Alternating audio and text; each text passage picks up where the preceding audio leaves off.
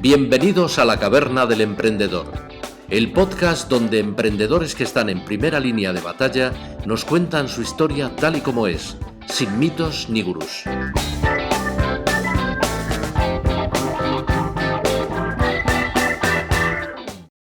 Hola, buenas tardes a todos, bienvenidos a la Caverna del Emprendedor. Mi nombre es Alberto Bordegé y soy CEO y fundador de Evergreen Oak.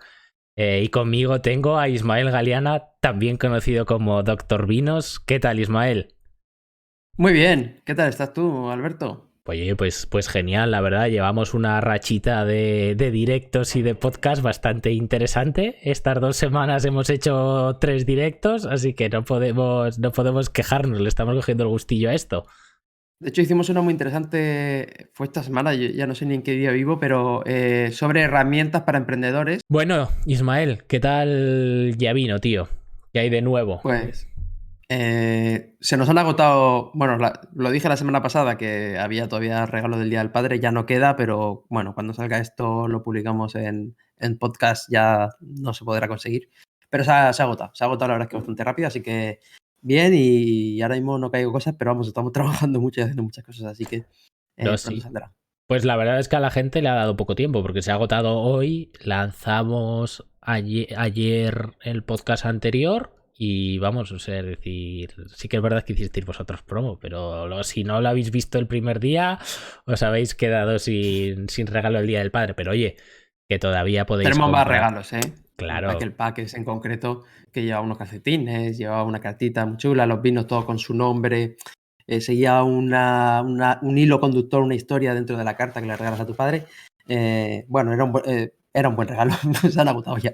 Pues nada, vamos a recordaros dónde nos podéis ver. O sea, ahora mismo estamos en un directo en Twitch. Aquí nos podéis escribir en el chat y luego haremos las preguntas al entrevistado.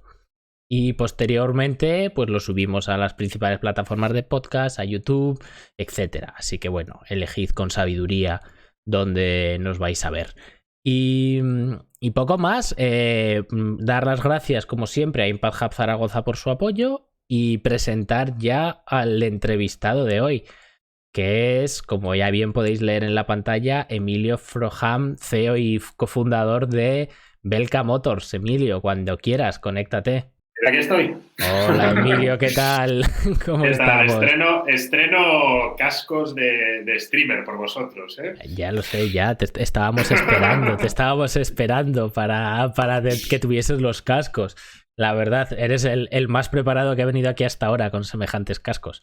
Oye. Sí, yo me esperaba que tuvieses también unos cascos con micro y... Nosotros tenemos los micros escondidos, ¿sabes? Joder, vale, es otro nivel, madre mía, ¿cómo brillan esos micros?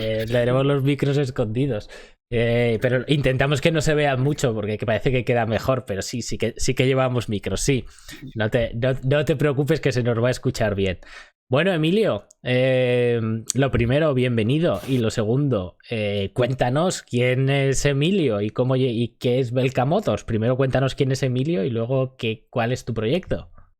Pues Emilio es un chaval de 29 años gallego, de un pequeño pueblecito de las Rías Baixas, de Caldas de Reis. Por parte de mi madre se iba a un pueblo aún más pequeño por la zona de Zamora, un pueblecito perdido en la Sierra de la Culebra, que tiene 6 habitantes. De hecho, hay más ovejas censadas que personas.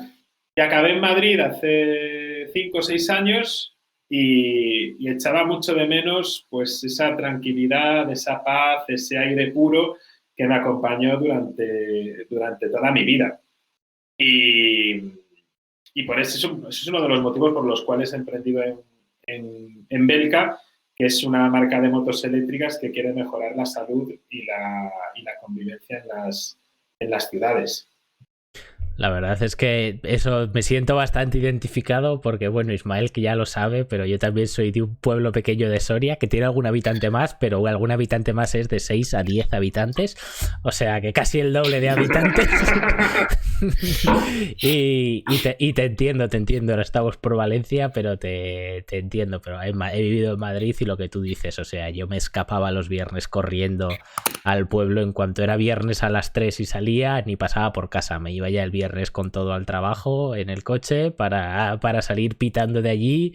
Y como por suerte Soria está cerca, está a hora y 3/4, pues hasta el lunes por la mañana no volvía. Así que intentaba dormir 3 días en el pueblo, 4 días en Madrid. Así que te entiendo y me gusta mucho lo que cuentas. Bueno, ¿y cómo iniciaste Belka Motors y cuándo? Pues el proyecto se inicia en el mejor momento posible para emprender, que fue febrero de 2020, a vísperas del confinamiento masivo, del estado de alarma, de la prácticamente quiebra económica, y donde no había prácticamente ningún tipo de oportunidad de conseguir inversión. Pues ahí, en ese momento, fue cuando decidí dar el paso de lanzar Belka. Yo venía del sector. Yo fui el primer empleado fuera de Suecia de Voi. Voi es una startup de patinetes eléctricos compartidos. Uh-huh. Estuvimos en España en varias ciudades. Estuvimos en Zaragoza. De hecho, yo fui... mencionabas antes Impactar Zaragoza, que allí celebramos la fiesta de inauguración de Voi. Fuimos nosotros los primeros en arrancar en Zaragoza. Y fuimos los primeros en arrancar en Murcia. Ismael. También ¿En Murcia estabais? En arrancar en Murcia.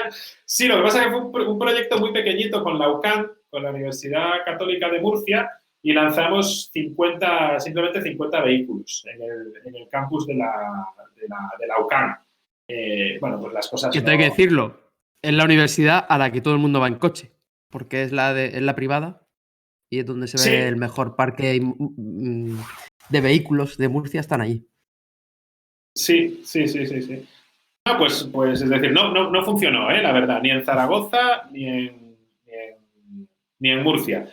Yo después me fui para Alemania, me tocó pringar y me tocó lanzar el mercado de Alemania, Austria y Suiza también. Y mientras estaba allí en Alemania empecé a ver, sobre todo en la ciudad de Berlín, que de la misma manera que aquí en Madrid o Barcelona se ven muchas motos de motosharing, porque están plagadas las ciudades. En Berlín y en otras ciudades de Alemania lo que veía eran motos eléctricas, pero de particulares. Es decir, la gente tenía su propia moto eléctrica y estaba más normalizado el uso de la moto eléctrica.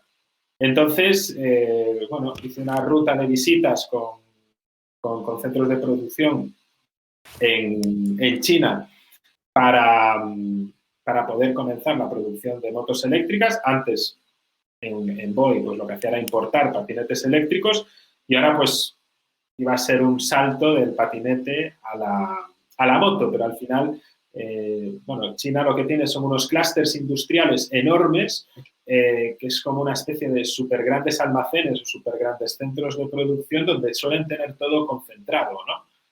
Y además es muy curioso porque los chinos normalmente cuando alguien no tiene algo, tienen un espíritu de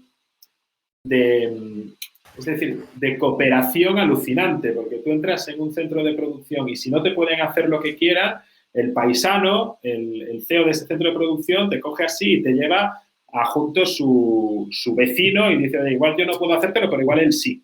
¿Sabes? Son competidores entre ellos, pero al mismo tiempo cooperan, ¿no? Y yo creo que eso es lo que hace que al final China, por ejemplo, todo lo que tiene que ver con vehículos eléctricos, movilidad eléctrica en general, sea tan fuerte, porque tiene un clúster muy bien sincronizado y donde cooperan muchísimo entre Pero, ellos, Emilio, ¿no? ¿tú dejaste tu trabajo, estabas en Suecia viviendo o trabajando para ellos desde España?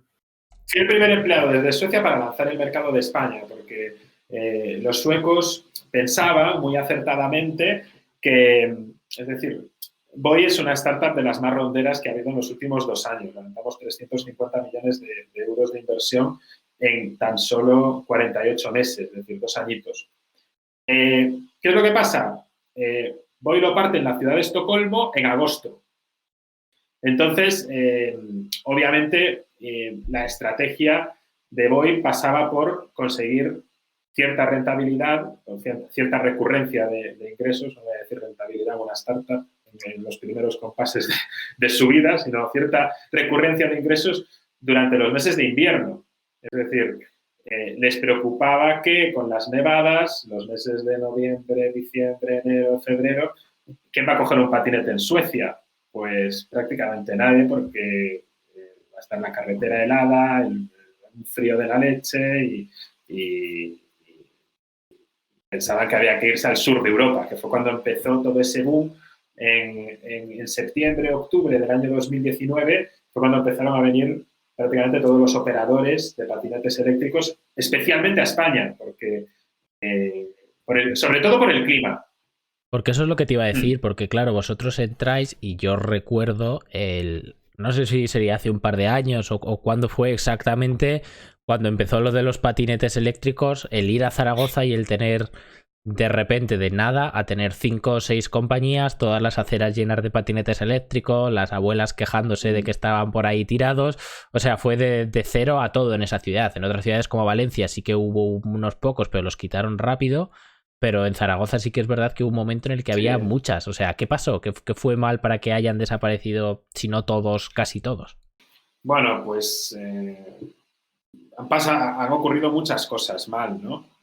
Obviamente el COVID ya ha despejado a muchos de los players que estaban jugando a esto, porque al final necesitas muchísimo músculo financiero para soportar la estructura de costes que tiene una empresa de patinetes eléctricos compartidos.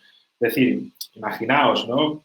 Los patinetes eléctricos que veis por la calle hay que recogerlos por las noches, llevarlos a un almacén en las periferias, cargarlos y después por la mañana, a las 4 de la mañana, recogerlos, hacer una ruta, colocarlos en nodos específicos antes de las 6:30 de la mañana, porque a las 7, 8 de la mañana, cuando la gente va al trabajo, se supone que hay un pico de demanda.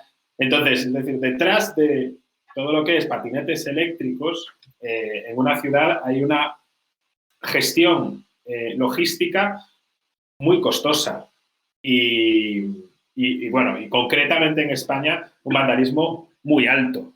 Es decir, te roba los patinetes, la gente los trata francamente mal. Yo me acuerdo que aquí en España había un índice de vandalismo muy alto, sobre todo durante los primeros meses, cuando los patinetes eléctricos era algo novedoso y se veían en YouTube vídeos de cómo hackear el patinete para poder liberarlo, ¿no? Y ponerle un firmware que le permitiese a un particular utilizarlo y no quiero dar ideas con lo que acabo de decir, válgame Dios. Pero bueno, esto sucedía, ¿no? Y al mismo tiempo la gente le robaba los timbres para ponérselos en su propia bicicleta. Y al mismo tiempo, cuando llego a Alemania, me dice un paisano de allí, me dice, joder, Emilio, pues en Suiza, el otro día había un tío terminando un ride en el patinete, sacó un paño y se puso a limpiarlo. O sea, que limpian el vehículo después de utilizarlo. O sea, a mí me roban los timbres y a vosotros os limpian el vehículo después de utilizarlo. Época pre-COVID. Sí. Pues sí. Y luego te fuiste a China, cuando terminaste con esta empresa, ¿te fuiste a China? Yo lo que hice fue, en uno de los viajes que hice de Alemania, que fue donde todo esto se estaba ya gestando, ¿no? Fue donde estaba diciendo, oye, hay que montar algo en España, una marca de motos eléctricas. Lo más importante para este tipo de proyectos, para mí, sin ninguna duda, es el equipo y la estructura. Entonces, yo lo que hice fue comentarle mi proyecto, en primer lugar, a mi equipo, a todo mi equipo de operaciones. Yo era el director de operaciones de vehículos de Voith para el sur de Europa y también para Alemania, Austria y Suiza.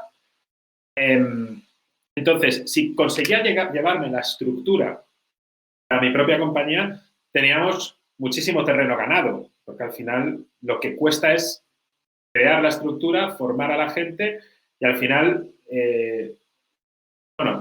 básicamente le propuse a mis empleados que se viniesen conmigo a Belka, algunos como socios, otros simplemente como empleados, e hicimos, pues le dije a mis compañeros de Voith que era un proyecto dentro de la startup de Voith y que nos íbamos a ir en 3 meses. Avisamos con bastante tiempo de antelación de que nos íbamos a ir. Y el 31 Hostia, de pero enero, le robaste todos los empleados. Sí, lo que es la estructura de operaciones de vehículos me la llevé toda. Y actualmente muchos de ellos son socios de la Pero empresa. con tus jefes, antiguos jefes, ¿sigues hablando? O sea, ¿puedes hablar con ellos? La gente se piensa... Muy buena relación, de verdad. Algunos de ellos incluso invirtieron en la ronda de Crowdcube. Y la verdad es que la relación es muy, muy, muy buena. Fíjate tú, Ismael, al final les hice un favor. ¿Qué pasó después del 31 de enero de 2020?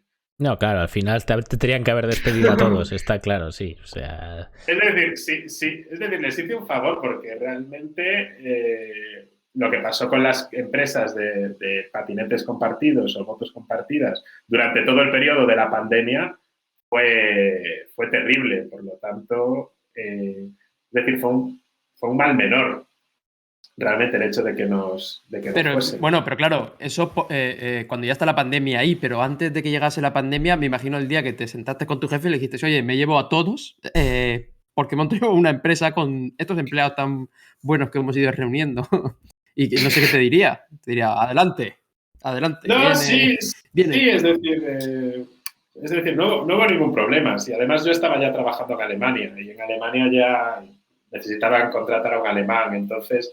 es que lo cierto es que esta empresa concretamente se ha portado siempre muy bien, tanto conmigo como con mi equipo. Entonces no hay ni celos, ni rencores, ni absolutamente nada. Al final el CEO entiende que yo también tenía un perfil muy emprendedor. Cuando él me contrató para emprender realmente voy dentro de España, porque yo fui a lanzar solito en la ciudad de Madrid, cuando estaban ellos solamente en Estocolmo. Entonces, sabían que un perfil como yo podría emprender en cualquier momento.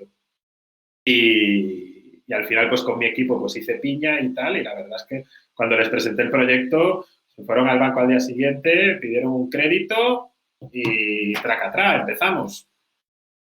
Joder, o sea, no que sé, invirtieron ellos. Fantástico. Invirtieron tus antiguos jefes en el proyecto. Y... No, mis antiguos empleados. Ah, empleados, vale. Invirtieron. Mis antiguos empleados son los que invirtieron. Y ellos sí que invirtieron con un PowerPoint. No, hombre, ya. Pero ¿y cuándo te fuiste a China? Y no son grandes inversores. Realmente... ¿El viaje a China cuándo fue? Porque ya estaba la pandemia ahí. Sí, realmente a China no he podido ir allí yo personalmente, pero sí que tenemos un inversor que está, es decir, que está allí permanentemente en China. Entonces es la persona que se encarga de supervisar la producción, ir a ver a proveedores, clientes. Vale. Y se encarga un poquito de todo, chico de Jerez.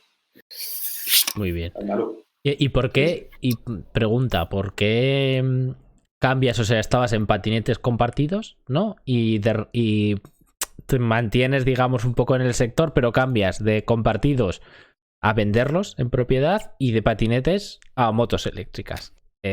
¿Por qué esos cambios? Sí, porque los ratios de vandalismo en el patinete eléctrico eran muy altos. La DGT en cualquier momento... Es que cambia muchísimo entre países. Es decir, en Alemania, por ejemplo, los patinetes eléctricos yo los tenía que matricular y todos los patinetes eléctricos estaban asegurados. Y de hecho, a mí me metieron una multa en Alemania de 1.000 pavos por... No sé si esto lo debo contar, pero bueno, por haberme tomado unas cervezas y... Vamos, que me hicieron soplar. No pasa nada, sí. Conduciendo un patinete por un sitio donde no pasaba absolutamente nadie ni nada, ¿no? Y me hicieron soplar. Era una situación donde estaba todo controlado, pero sí que es cierto que fue de los primeros días en los que había patinetes eléctricos en la ciudad y hubo una pequeña caza de brujas por parte de las policías locales de Alemania. Me hicieron soplar y... De hecho, esa noche la pasé en comisaría. Joder, madre mía. Ostras, ya contando. O sea que se lo toman en serio, los alemanes. Es decir, joder, madre mía. Poca broma. Es un vehículo. Poca broma. Allí se toman las cosas en serio. ¿Dónde era? ¿Qué ciudad? Pues esto fue la ciudad de Erfurt. Además que, claro, salió en los periódicos y todo. Pero... ¿saliste en los periódicos? En los periódicos. Lo que pasa que obviamente a la policía le dije que era un estudiante de Erasmus y tal. Si le digo que por encima soy uno de los jefes de esa empresa de patinetes, ya liada. Pues abren los noticieros con la amarillista que era todo el tema de los patinetes eléctricos en Alemania. Nada más lanzar, Vamos, se hubiese liado una tremenda. Ya me imagino, ya. Tremenda. Así que claro, o sea, tú dices, mira, patinetes, no sé qué va a pasar, es súper arriesgado y además me imagino que competir con Xiaomi, incluso a venderlos, o sea, competir con Xiaomi y tal será complicado, o sea, será muy difícil. Justo. Y dices, pues entonces motos y en propiedad, porque no quiero saber nada de tener motos dando vueltas por la ciudad. Tenemos servicio de renting y vamos a lanzar ahora servicio de suscripción también, ¿no? Pero al final la idea es que los derechos de uso sean de un mes en adelante y de hecho lo que queremos es que sean de un año en adelante. Claro, pero eso sí, ya es más similar a un, entre comillas, a un alquiler de coche, ¿no? Aunque sea más sencillo, más tal, o sea, en el cual tú dices, oye, yo tengo esta moto en mi responsabilidad por un mes, ¿no? Me imagino, o sea, quiero decir, no es la voy dejando por la calle, la cojo por €1 y la dejo. Totalmente. Es que genera muchos quebraderos de cabeza. Además que si ya es intenso en capital fabricar y vender, imagínate fabricar o importar y después tener que generar toda la logística de operaciones, toda esa estructura de costes, de tener vehículos deambulando por la ciudad, de tener operarios reparando diariamente los vehículos. Es decir, me parece genial el negocio de los patinetes eléctricos compartidos, pero son muchos quebraderos de cabeza, sobre todo en España.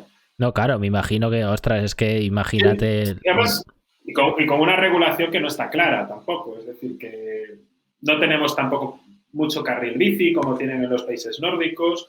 Yo, la verdad, sí que siento una sensación de inseguridad cuando voy en patinete eléctrico por donde tengo que ir, porque supuestamente por donde hay que ir es por el carril bici.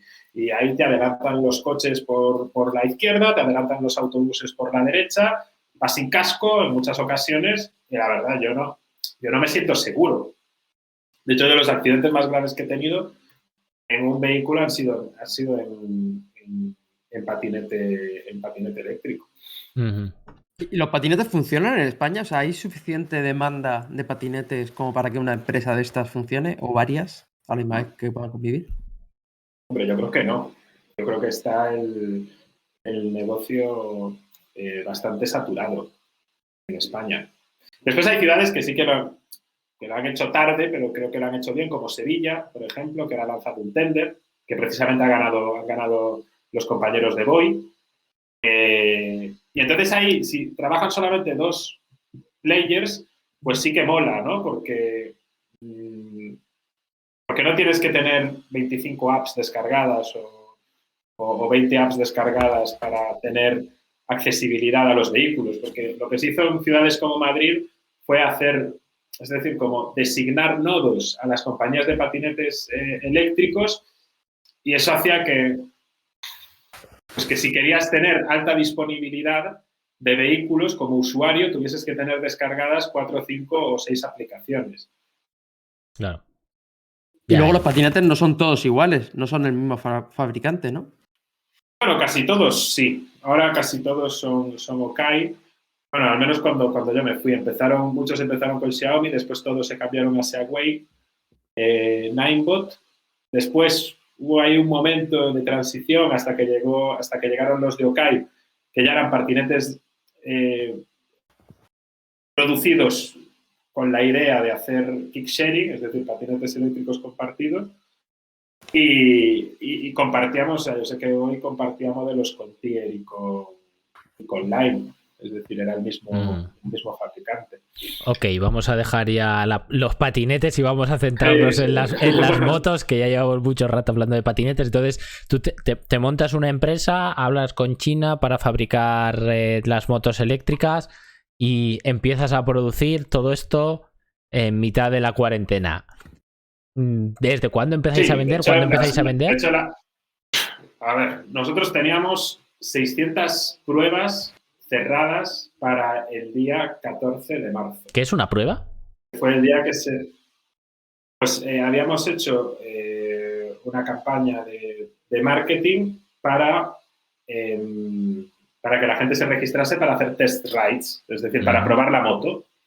Y la verdad es que habíamos conseguido muchísima gente, o sea, habíamos conseguido que 600 personas se registrasen para probar las Belka a partir del 14 de marzo, con la mala suerte de que justamente el 14 de marzo se decreta el estado de alarma. Es decir, que era el día que empezaban las pruebas. Teníamos calendarizadas pruebas a 2 meses y medio vistas. Y claro, y se canceló todo y fue un palo muy, muy grande, porque teníamos ya los primeros modelos listos para comercializarlos y de repente nosotros queríamos financiarnos con las propias ventas de los vehículos, de los primeros vehículos, y fue un palo muy grande porque de repente teníamos que asumir una estructura de costes bastante elevada sin tener ventas en nuestros primeros meses con el seed capital que habíamos puesto entre mis socios y yo. Claro, porque esos días no, claro, no se vendería en esos meses ni una moto ni media hasta que no se volviera a empezar. No, porque estaba con la DGT cerrada, no se podían matricular vehículos hasta junio, por lo tanto la economía de la automoción se paró totalmente. ¿Cuántos socios empezasteis? 5. 5 socios. ¿Y trabajadores? Y trabajadores 5 más 4. 9. Sí, empezamos 9 personas. 5 socios más 4 trabajadores solamente. ¿Cuánto dinero levantasteis entre vosotros para empezar todo esto?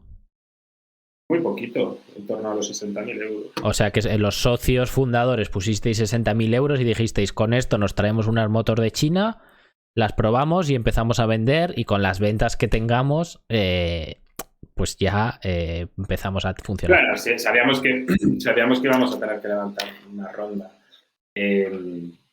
para poder mejorar procesos, para poder aumentar producción, para ir más rápido, ¿no? Básicamente. Vale. Y, a ver, la gente no se lo cree cuando... Es decir, empezamos hace 1 año y 2 meses.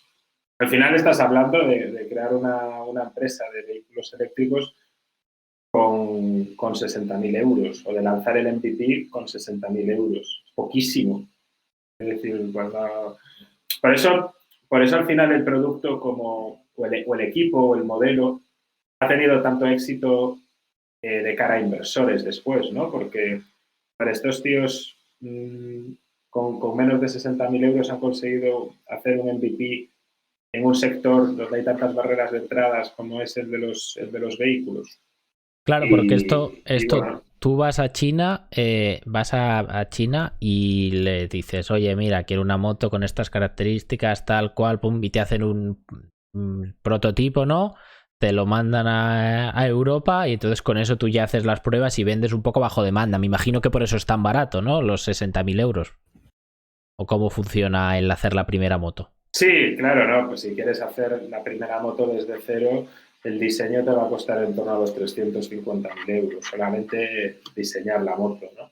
Pero claro, es decir, al final en mi sector hay empresas que prefieren crear su moto desde cero y van a tardar en torno a los 2 años, 2 años y medio, y van a necesitar unos 2,5 millones de inversión para comenzar.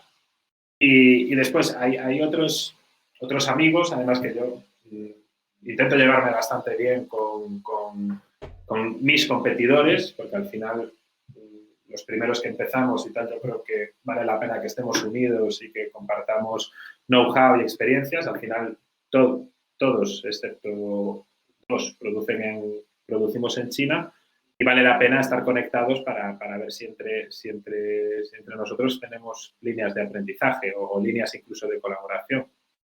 Una pregunta ya por curiosidad, porque los espectadores lo sepan. ¿Por cuánto se venden las motos de Belka? Aquí en España, PVP. La más económica, 2.500 euros, con IVA incluido. El modelo más premium que tenemos, 5.200 euros. El modelo más premium que tenemos está producido en España. Hemos iniciado la producción en Coslada, en Madrid, de este modelo en febrero, es decir, hace apenas 2-3 semanitas. Es un proyecto en el que llevamos trabajando ya varios meses, y realmente nuestra idea es seguir incorporando procesos productivos en España. De hecho, nuestra Tramontana Sport es de las únicas motos eléctricas que tienen contraseña de homologación española. Vale. O sea, es decir, que hacéis una moto, sí que la fabricáis en España, y esta moto además es la más premium, o es más cara porque está fabricada en España y porque tiene la bandera. No, tiene componentes más premium. Bueno, entonces, si tiene componentes... Sí, la autonomía alcanza 100 kilómetros, la velocidad es de 93 kilómetros por hora. Y es decir, yo te diría que la fueses a ver y la probases. Porque al final puedo hablar así de cosas un poquito más técnicas, pero es algo que se siente. Es decir, no es porque esté hecha en España realmente, sino porque la experiencia de usuario yo sí que percibo que es excelente. Es decir, que en una Calima, que es también scooter, considero que es muy buena, porque la verdad es que es muy, muy buena, pero en la Tramontana Sport, que es la fabricada en España, considero que es un producto excelente. Es decir, es un producto, no voy a decir que sea un 10, porque siempre me gusta tener margen de mejora, pero sí que estamos tremendamente satisfechos con el resultado. Claro, además para ¿Y vosotros... a quién le vendéis? Será... ¿A quién vendéis las motos? B2C particulares. Ahora vamos a empezar un proyecto de... Bueno, le hemos vendido también a alguna empresa, ¿no? Pero no hemos hecho todavía venta masiva al B2B. Sí que estamos en conversaciones con 2-3 empresas potentes en España para alquilar flota, es decir, para que nos adquieran una cantidad de motos muy grande en renting. Pero de momento no tenemos stock suficiente para suministrar al B2B. Pero bueno, al ritmo que vamos será cuestión de 2-3 meses que ya tengamos nuestras primeras cuentas grandes de empresa. ¿Cuántas motos habéis vendido? ¿Se puede saber? En el año... Sí, no tengo ningún problema. Entre junio y diciembre del año pasado se vendieron 215 vehículos. Ok. Españolas todavía ninguna, ¿no? Españolas tenemos en preventa 10 vehículos. No se han entregado todavía, pero sí que ya se han iniciado las entregas realmente. Yo creo que esta semana, empezamos a entregar igual 5 vehículos próxima semana, 5 Tramontanas S la siguiente semana.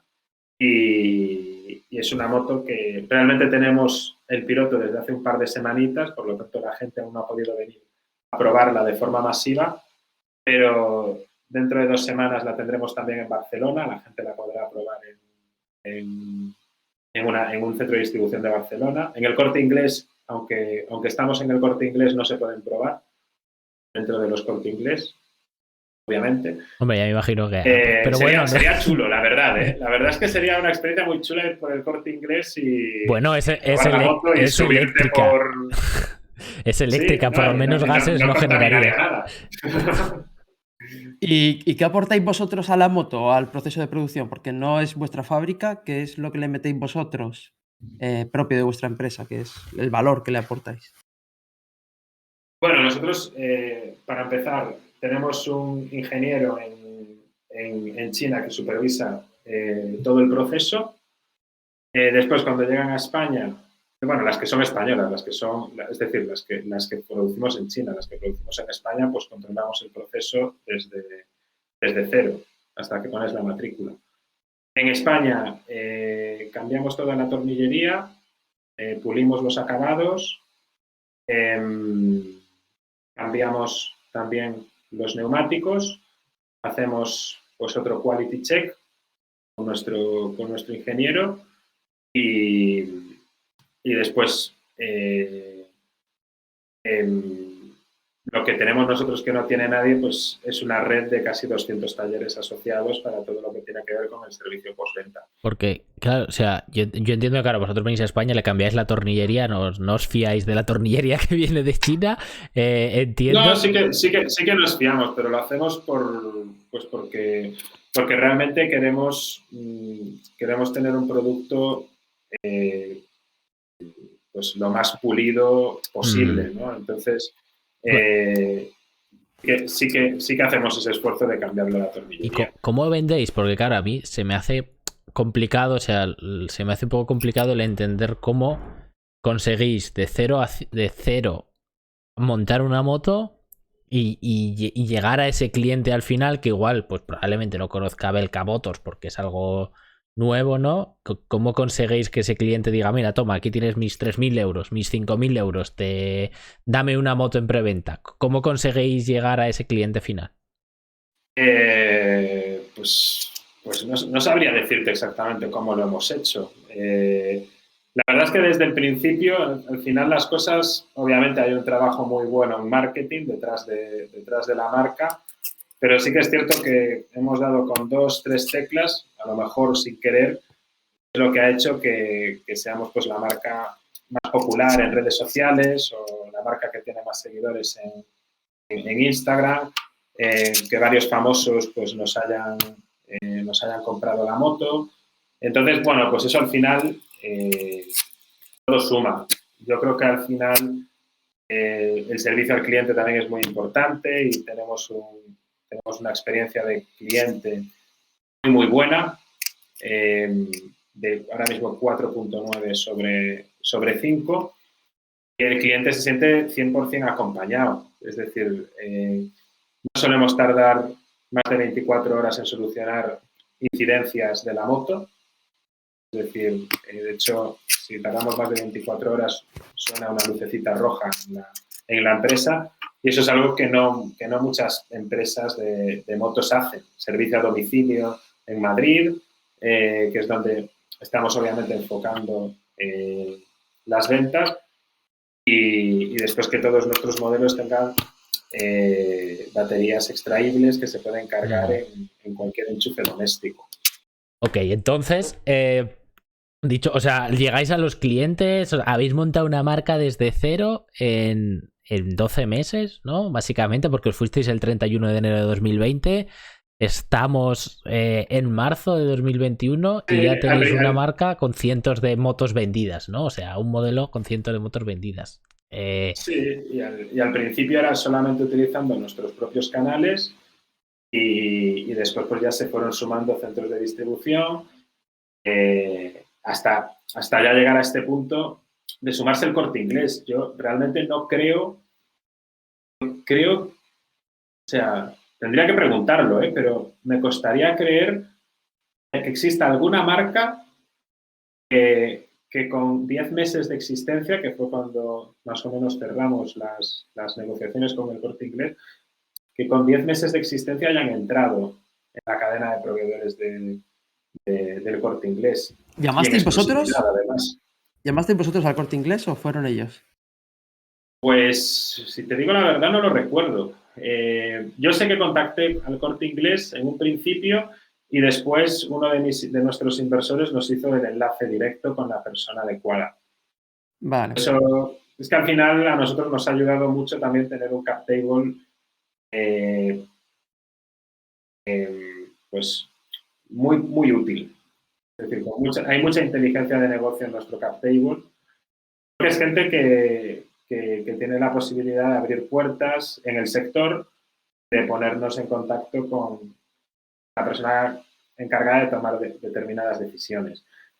Hablar del cap table, pero claro, yo me he quedado pusimos, has dicho 60.000 euros creo, para montar los miembros del equipo para montar la moto, pero luego habéis hecho alguna otra ronda para que haya cap table con inversores externos.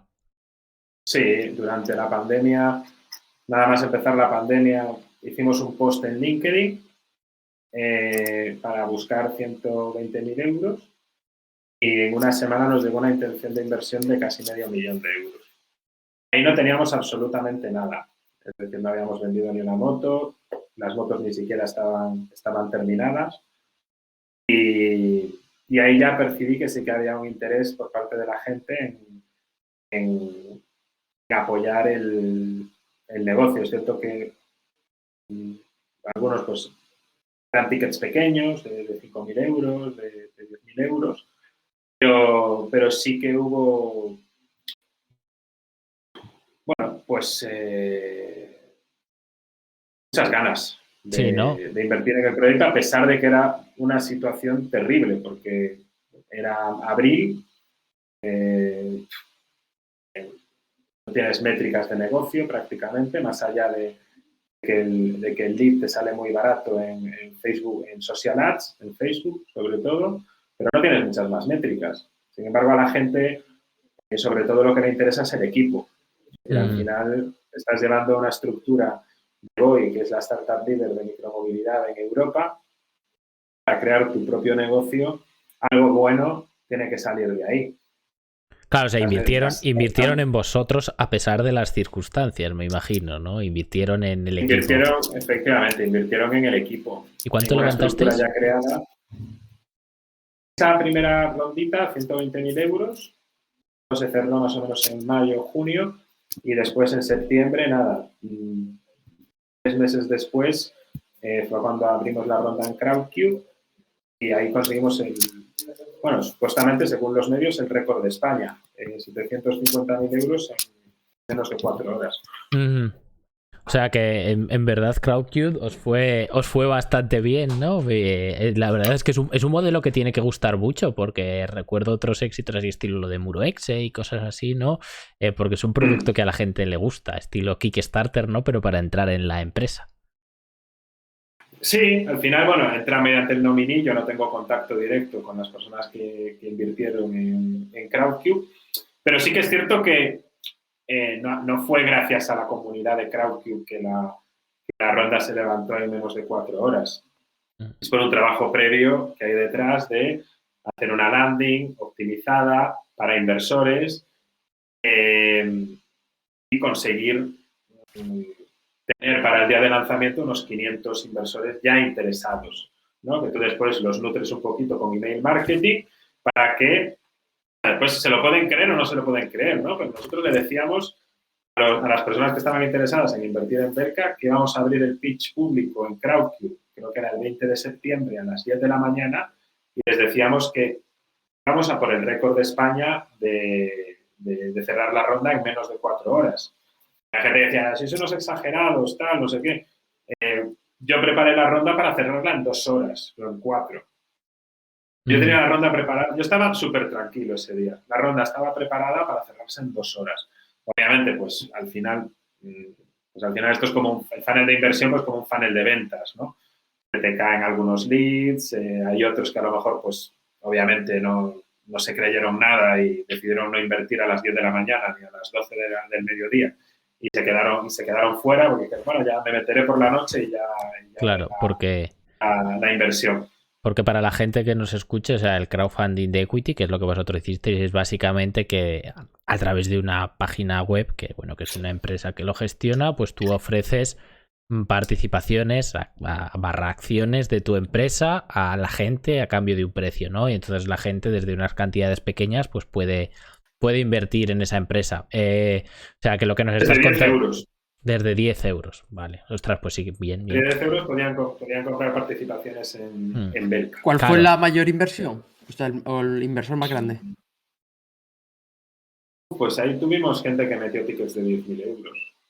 Porque lo limité a 10.000 euros realmente. Ah, vale. Vale, lo limitaste a 10.000 euros, ¿vale? Pero claro, entonces lo que... Limité a 10.000 euros el ticket más alto, pero a lo mejor, pues igual si yo voy a poner la limitación a 50.000, igual hubiese habido tickets de 50.000. Eso nunca lo sabré, ¿no? Claro, Si vuelvo a hacer una ronda con Crowdcube, igual lo hago sin límite. Claro, el tema es que lo que tú nos cuentas es que, claro, esto para que la gente no se piense lo que no es básicamente, oye, voy a Crowdcube con una mano delante y otra detrás, les mando un PowerPoint. No. Hay un proceso de compliance súper estricto. Es decir, todo lo que cuentas en el pitch tienes que verificarlo. Yo he tenido hasta que enviar mis declaraciones de la renta de los últimos años, confirmarle a Crowdcube que nunca he estado en prisión, prácticamente pasarme mis antecedentes penales y que vean que estoy limpio y después confirmar, es decir, absolutamente todo el pitch. O sea, todo el pitch te lo revisan letra a letra y tienes que enviarle pruebas totalmente fidedignas de que todo lo que dices es cierto, que todas las métricas que dices son ciertas y tienes que verificarlo de forma súper pulcra absolutamente todo. Claro, No es llegar con una idea, poner ahí un PowerPoint de 5 o 6 slides, hacer un vídeo chulo y que empiece a llegar el dinero, ¿no? Claro, No, luego, es un proceso, además, ¿no? lo que nos cuentas es que también es importante que tú tienes que hacer un trabajo previo de buscar esos leads, ¿no? O sea, de buscar esa gente interesada. No es lo pongo en una web y ellos me los encuentran. Efectivamente. Tú tienes que tener asegurado ya el 50% de la ronda a ver, para mi gusto, en las primeras horas. O sea, tienes que ir ya como una piscina de inversores que ya hayan conectado mediante ti y no mediante Crowdcube, es decir, que ya te conozcan porque te siguen en redes sociales, porque les mola mucho las motos, porque ya te han escrito, ya han manifestado interés, y así en ese momento que se lanza el pitch público, pues además de la comunidad de inversores que tenga la plataforma de equity crowdfunding, en nuestro caso Crowdcube, pues también entra toda esa piscina de gente que ya estaba previamente interesada en Pero lo que veo yo y lo que me parece súper interesante es cómo trabajaste con los inversores, ese funnel de cuánta gente teníais suscrita a vuestra newsletter con intereses inversores. 500 personas había. Esos, 500 pues, personas. es decir, al final la ronda se cerró con 197 inversores. Es decir, que no todos invirtieron. A ver, sí que es cierto que había lista de espera, es decir, nosotros al final buscábamos 750.000 euros. Entonces, en ese momento, ¡pum!, se corta la inversión. Cuando se llenaron porque ya era un pre-money de 2,5 millones y cuando se llega a los 3.250.000, es decir, 750.000 euros exactos, se cortan las inversiones. Pero... Disteis bastante de la empresa, ¿no? Disteis una buena parte. 20%, creo que fue un 19% aproximadamente. Ok, muy bien. Sí, esta es una empresa muy intensa en capital. Yo no juego a ser propietario de la empresa porque iría en contra del crecimiento. Entonces yo juego a ser CEO. ¿Cuántos sois ahora? En el cap table, pues debemos de ser No. Me refiero a trabajadores. Sí, de equipo. En equipo somos, creo que 22, 23 personas. O sea, en un año habéis pasado de 9 a 22 personas. Sí. Vaya locura. Son empleados directos, pero si metemos empleados indirectos, claro, pues serían bastante más, porque muchos procesos los tenemos subcontratados, como la producción. No sé qué pasaría ahora, para hacer un poco el chascarrillo, si de repente uno de tus mandos intermedios de repente dice, oye, me llevo a todos los que tengo debajo que voy a montar uno de bicicletas eléctricas. Y tú dirías, joder, el karma... O sea, no, eso estoy muy seguro de que no va a pasar. Pero bueno, igual sería el karma, sí. No, la verdad es que o sea, hay mucha sintonía con el equipo. Y eso que es difícil, ¿no? Porque al final ese equipo son cofundadores, antes eran mis empleados, ahora son mis socios. Pero realmente hay muy buena sintonía. Sabemos que tenemos que ir todos a una. Lo peor, yo creo que ya lo hemos vivido, esas épocas más tensas en pleno COVID, cuando acabamos de dejar un buen trabajo en una empresa sueca con muy buenas condiciones. Entonces, bueno, ahora mismo estamos en una época, no te voy a decir que yo a nivel personal, o sea, sí que lo estoy disfrutando porque veo muchos éxitos y reconocimientos y premios y tal, ¿no? Pero bueno, es decir, aún me falta un poquito para disfrutarlo a lo mejor al 100%. ¿Qué te falta? ¿Qué me falta? Pues un poquito a lo mejor más de más tranquilidad. Hablo de la situación general que tenemos, ¿no? Es decir, las ventas en automoción bajaron un 30% en el 2020. En 2021 en el sector las cosas tampoco han empezado muy bien y es cierto que mientras sigamos con restricciones de movilidad, el sector no va a conseguir despegar todo el potencial que tiene. Bueno, pero a día de hoy sí que se permite cierta movilidad dentro de las ciudades, que yo creo que es un poco la moto eléctrica a día de hoy se utiliza para ciudades, ¿no? En ese sentido tiene... Sí, total. Sí, pero es decir, sí, pero no. Es decir, se permite cierta movilidad, pero la gente no está pensando ahora mismo en comprarse un vehículo que complemente el coche que tiene o simplemente comprarse un vehículo para ir a trabajar. porque mucha gente está trabajando desde casa y para los 2 días que va a la oficina, pues se coge el metro.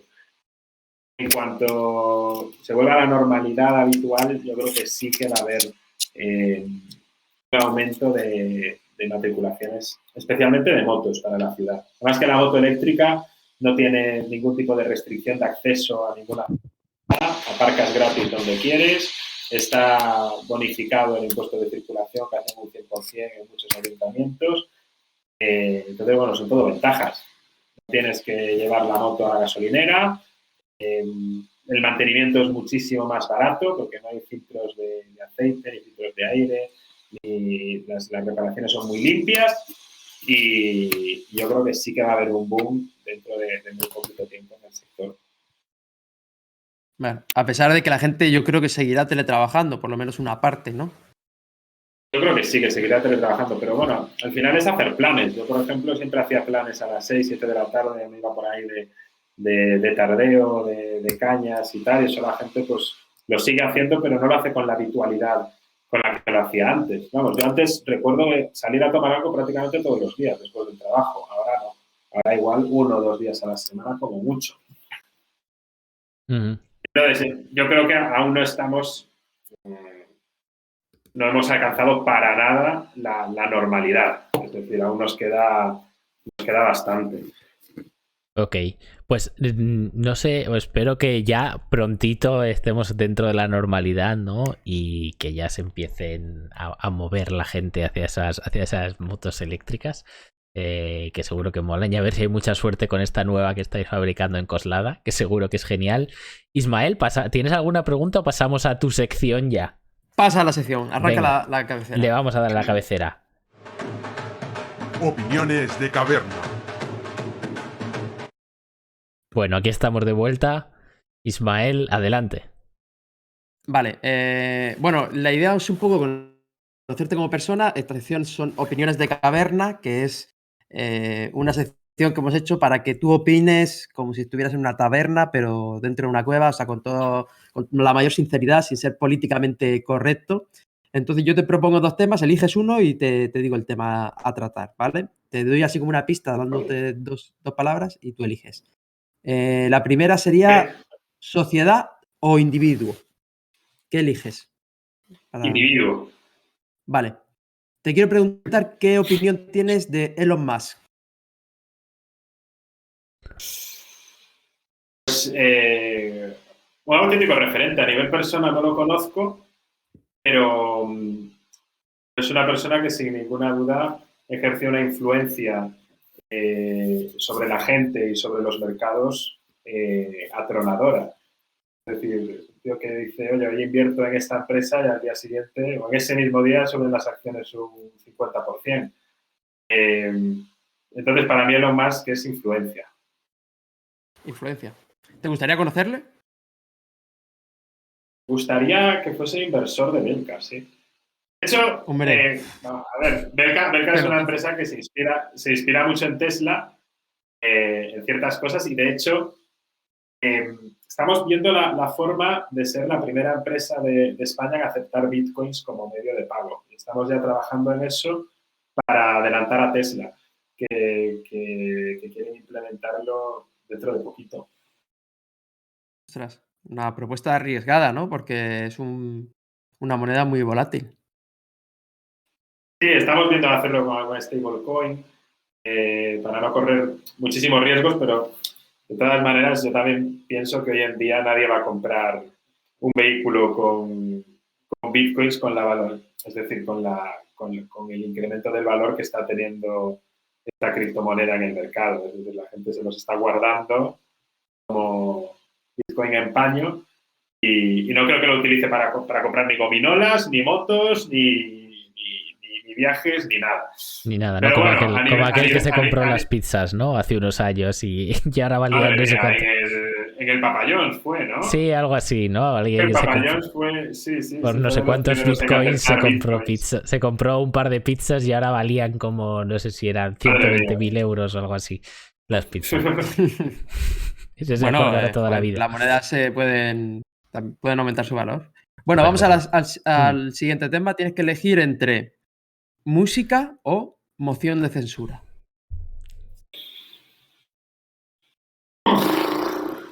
Y aquí no hablamos de política. Venga, vamos a ver qué pasa en moción de censura. ¿Cómo le gusta el barro? Bien, Ahí bien. estamos. Bien. Esta la tengo de la semana pasada. A ver qué pasa. Esta es de reciclaje. Es de la semana pasada. ¿Cómo Bueno, se nota que eres de Murcia, A ver, venga. Bueno, ahora está de moda la moción de censura porque aquí la moda empezó en Murcia. Por primera vez hemos empezado algo así de moda porque normalmente siempre vamos por detrás. En ese sentido, hemos empezado con la moda de la moción de censura. Pero hay algo muy interesante porque ya hubo una realmente. Una en Madrid, la primera. Y la persona a la que se le hizo la moción de censura, el día que se estaba haciendo, se fue a cenar por ahí. No estuvo ni siquiera en el Parlamento. Entonces, mi pregunta es, si a ti te hicieron una moción de censura o te echaran de la empresa o algo, ¿dónde te irías a cenar? Joder, qué buena pregunta. ¿Dónde me iría a cenar? A ver, yo normalmente, la verdad es que soy de los emprendedores que ahorran mucho dinero. Es decir, he tenido que, a pesar de tener un buen sueldo en Voy, por ejemplo, me he negado muchísimas veces a ir a restaurantes para no gastar y para poder conseguir ahorrar para poder emprender, ¿no? Que fue al final, pude emprender Belka porque dije no muchísimas veces a ir a restaurantes en Madrid. Entonces, partamos de la base de que no soy un sibarita de los restaurantes y que no le gusta mucho gastarse el dinero en restaurantes caros. No tiene que ser caro. Ojalá algún día realmente me lo pueda permitir. El restaurante de una moción de censura tiene que ser un sitio casi acogedor, ¿no? El que te sientas cómodo. Sí, es decir, yo te diría que a mí lo que me haría ilusión sería un buen cocido gallego de mi madre. Eso es lo que necesitaría. Con unas cuantas botellas de Rectoral de Amaldi, que es mi vino favorito de Galicia, en Tipton, Mencía, y yo con eso sería feliz. Es que es eso, porque una moción de censura es un momento en el que te sientes débil e incluso vulnerable y tienes que ir a un sitio acogedor en el que estés cómodo y que comas algo gallego, que me te iría entre. para casa. O sea, tú te irías a casa de tu madre a comer un cocido bueno. Iría a casa de mamá y diría, mamá, cuídame que estoy en la mierda, que todo me va absolutamente mal, nadie me quiere, así que vuelvo a casa con el rabo entre las piernas y ya está. Mantita y estufa y cocido. Muy bien, nos queda claro. Bien, pues vamos a por el último tema. Este me ha gustado la respuesta. Tienes que elegir entre nuevas profesiones y viajes. Viajes. Esta es reciclada, no solo reciclada, sino repetida. ¿Monarquía o república? Monarquía. Puedes razonarlo, estamos en una taberna. Puedes elaborar, es una taberna. Sí, a ver, es decir, sí, yo soy abstencionista, es decir, llevo mucho tiempo sin ir a votar, ¿no? Pero por lo que conozco de otras repúblicas, en otros países, pues me parece un gasto necesario, que aún duplica más a lo mejor el aparato del Estado. Y la monarquía, pues sí, cuesta 6-8 millones de euros al año. Es un mal menor, ¿no? Ahora sí, voy al análisis de cálculo. Sí, ahora que lo dices, creo que salió la noticia de que se habían gastado 10 millones de euros en publicidad de la pandemia, o sea, de llevar mascarillas o algo así, o por lo menos hubo una partida. No sé si esto me suena a mí el artículo, pero no sé si será real. Pero, a mí me cae seguramente mejor el rey que varios de los políticos que tenemos ahora, por ejemplo. Sí, quizá, como los políticos que tenemos, como ya dice algún cómico por ahí, dice que es lo que nos merecemos. Si son malos es porque no lo merecemos, porque somos nosotros. Está incluso interesante, ¿no? Que haya algo que nos venga venido, o sea, que no podamos decir como los padres, o sea, no los puedes elegir, o sea, estos son tus padres, pues este es tu rey, ahí te lo comes, para bien o para mal. Es lo que es. Bueno, no sé, no me posicioné la última vez, tampoco me posicioné en esta, pero me gusta también la respuesta. Y yo creo que con esto, ya, Alberto, si quieres poner otra vez la cabecera para cerrar. Vamos a la cabecera para cerrar. Opiniones de caverna. Pues ya estamos de vuelta, chicos. Bueno, vamos a la pregunta que le hacemos a todos los emprendedores que vienen por aquí, que es ¿Qué consejo o advertencia le harías a alguien que fuese a empezar su empresa? Pues yo le diría que tuviese una altísima vocación de servicio, no desde que empieza a emprender, sino de por vida, es decir, como una actitud frente a la vida, de intentar ayudar a los demás, de intentar entender a los demás, de hacer favores sin pedir absolutamente nada a cambio. Porque en el momento en el que emprendes, vas a tener que pedir favores y vas a tener que pedir ayuda. Entonces hay algo ahí que es karma, energía, no sabemos muy bien qué es lo que es, ¿no? Pero sí que es cierto que yo sí que creo que cuando has dado mucho, la vida de alguna manera viene dado de vuelta, a veces incluso con intereses. Entonces mi consejo es ese, de tener siempre una actitud de dar sin pensar en recibir y de ayudar a los demás. Sí, porque al final... Me parece muy bien, la verdad. Está claro, es una muy buena respuesta, porque al final sin los clientes no eres nada y a los clientes les tienes que ayudar, está claro, para que te compren, la verdad. A los clientes y entiendo que a los emprendedores, ¿no? Que tú ayudarás a otros emprendedores igual que te ayudan ellos a ti. Muchísimo. O sea, he ayudado a competidores directos también. Competidores directos, empresas nuevas que están naciendo, he quedado con sus CEOs para que no cometan los mismos errores que yo. Pero también es cierto que mismamente, por ejemplo, el centro de producción donde hacemos las motos en España, su CEO, Miki, me ha ayudado mucho también. Es una persona que lleva en el sector 7 años. Entonces, a mí el hecho de encontrarme a gente así también me ayuda después a prestar información de forma gratuita o prestar consejo de forma gratuita a nuevos emprendedores que están incluso en mi nuevo sector. Bueno, hoy mismamente he lanzado un programa de mentoring en el Instituto Gallego do Talento, que es una iniciativa que fundé hace ya 4 o 5 años, donde seleccionamos a 5 emprendedores gallegos, jóvenes, para ayudarles a incubar su idea de negocio. Y todo eso pues lo hago gratuitamente, faltaría más. Sí que me gusta ayudar yo soy joven emprendedor todavía, que tengo 29 años, pero si humildemente puedo ayudarle a la gente, con el poco tiempo que tengo libre, pues yo encantado. Genial, la verdad es que muy, muy buen consejo. O sea, bueno, pues en principio no sé si Ismael, si de a ti te queda alguna pregunta, si no, vamos despidiendo ya a Emilio. Millones, pero no podríamos terminar. Exacto, no acabaríamos hoy. Si no, Emilio, oye, muchas gracias, Emilio, por pasarte por aquí. Sabemos que eres un tío ocupado vendiendo tantas motos. Y nada, gracias y nos vemos prontito. Ya sabes que están las puertas abiertas para cuando quieras volver. Así que nada, Emilio, hasta luego. Muchas gracias. Hasta luego, cavernícolas. Chao. Bueno, Ismael, ¿qué te ha parecido Emilio y Belka Motors? Pues muy interesante. De hecho, ya no era mentira, que es verdad que se me queda con muchas preguntas por hacer. Me parece que es un emprendedor de pura sangre. Si eso se puede, si eso existe, ¿no? Pero que ya cuando fue a una empresa sabía que él iba a terminar emprendiendo. Yo, por ejemplo, eso me vino... Sí que tenía alguna idea, que me gustaría montar algo por mi cuenta, pero como que he ido aprendiendo y él ya lo tenía súper claro que él iba a emprender. Y una cosa que es verdad que nos pasa a muchos emprendedores y a veces sorprende a los nuevos, y yo me sorprendí también, es la cantidad de ayuda que recibimos y la verdad es que es todo un lujo que él también la esté ofreciendo, además allí en Galicia. Y bueno, súper sorprendente que en un año lo que han montado. La verdad es que me quedo totalmente alucinado.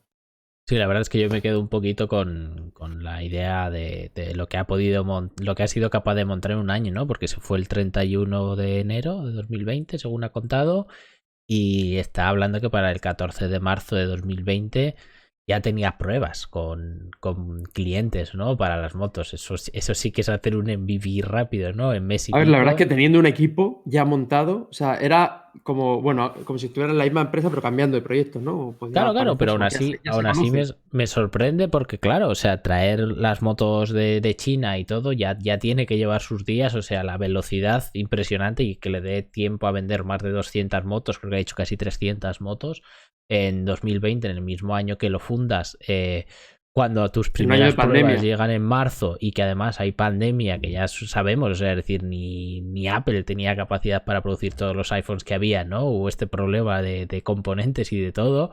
Me he quedado sorprendido de que hayan podido ser así de rápidos y Y más en un producto que bueno, que luego además en verdad está bien de precio, porque miras motos eléctricas por ahí y bueno, que salga de 2.500 a 5.500 fabricado en España, la más premium, pues es decir, han hecho un buen trabajo y muy rápido. Y la verdad es que eso me ha sorprendido para bien, el que solo en un año hayas levantado 2 rondas de financiación, hayas vendido más de 200 motos. O sea, me ha sorprendido la velocidad del proyecto. Pues sí. Pues bueno, nada, vamos ya a despedirnos un poquitito del Muchas gracias a todos los que nos habéis estado escuchando en Twitch. Gracias también a los que nos escuchéis luego en YouTube y en los podcasts. Ya sabéis dónde estamos. Vendremos dentro de un par de semanas con otro podcast, como siempre, cada 2 semanitas. Y aquí estamos, ya sabéis, nos podéis poner una reseña en las principales plataformas de podcast, comentarios en YouTube, seguirnos en Twitch, todo lo que queráis. Si comentáis algo lo leeremos aquí.